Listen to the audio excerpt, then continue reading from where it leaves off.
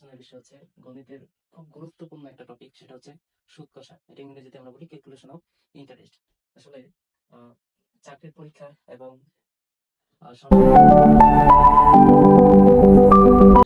Mainly আর কি অষ্টম শ্রেণী পর্যন্ত এই সুদ কষাটা সুন্দরভাবে আলোচনা করা হয় এবং বিভিন্ন চাকরির পরীক্ষায় এখান থেকে অনেক প্রশ্ন হয়। তো এখানকার কিছু বেসিক বিষয় আছে যেটা আসলে আমাদের জানা জরুরি। তা না হলে হচ্ছে যে কোনোটার যদি আমরা মান বের করতে চাই, যেমন মুনাফার মান যদি বের করতে চাই, এখানে পি আর এন কি, আসলে পি কি আর কি এন কি, এটা আমরা একটু একটু আলোচনা করব। আসলে প্রথমে আমরা দেখবো যে সুদ আসলে কত প্রকার। সুদ হচ্ছে দুই প্রকার, একটা হচ্ছে সরল সুদ আর একটা হচ্ছে চক্রবৃদ্ধি সুদ। আমি আজকে সরল সুদ নিয়ে আলোচনা করব। এখানে সরল সুদকে আমরা লিখতে পারি I equals to P R N. এখানে আই কি? আই হচ্ছে ইন্টারেস্ট। ইন্টারেস্ট শব্দটার সাথে আমরা খুবই পরিচিত, এটার অর্থ হচ্ছে মুনাফা। এটা হচ্ছে মুনাফা। আর এখানে I equals to P R N, P হচ্ছে প্রিন্সিপাল। প্রিন্সিপাল দিয়ে আমরা কি বুঝি? আসল। আর থেকে হচ্ছে রেট অফ ইন্টারেস্ট, হচ্ছে মুনাফার হার। মুনাফার হার মানে এটাকে আমরা শতকরায় প্রকাশ করি সবসময়। 100 টাকার মধ্যে মুনাফার হারটা নির্ণয় করতে হয়।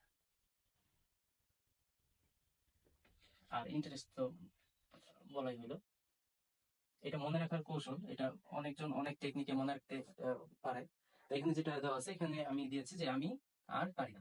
তার মানে হচ্ছে সংসারে অনেক চাপ থাকে অনেক সময়, সেখান থেকে যদি আমরা চিন্তা করি যে আমি আর পারি না, সংসার চালাতে পারি না, equals to P R N. এখানে আই থেকে আমি, আর আর থেকে এখানে আর ধরা হয়েছে, আর হচ্ছে পি থেকে পারি, আর এন থেকে না। তো আসেন একটু এখানে একটা গুরুত্বপূর্ণ বিষয় আলোচনা করি, যে জায়গাটাতে অনেকে ভুল করতে পারে বা অনেকেই জানে যে আসল সূত্র হচ্ছে I equals to P R N. আবার অনেক সময় আমরা লিখি যে I equals to P R N ভাগ হচ্ছে 100।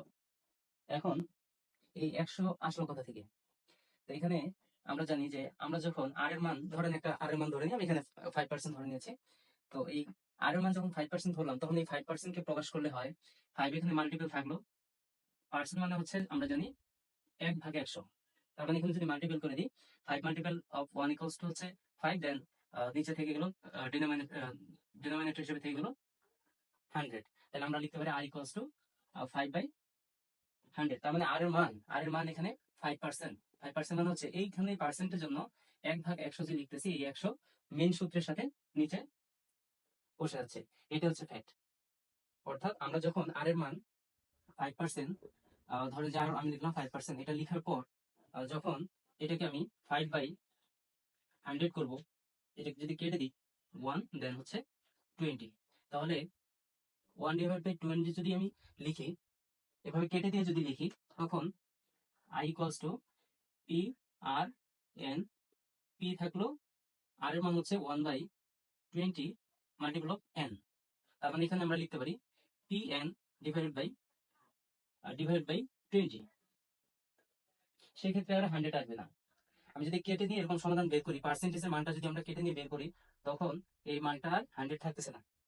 এই জন্য আমরা I equals to P R N এটা দিয়েও করতে পারি। আর যদি আগে থেকেই আমরা যদি 100 দিয়ে ভাগ করে দিই, সেক্ষেত্রে সমস্যা নেই। সেক্ষেত্রে আর এর মানটা অবশ্যই যদি 5% থাকে, অবশ্যই আমরা এভাবে লিখবো পি 5 n/100। এই 100টা হচ্ছে এই 100 এর সমান। ধন্যবাদ।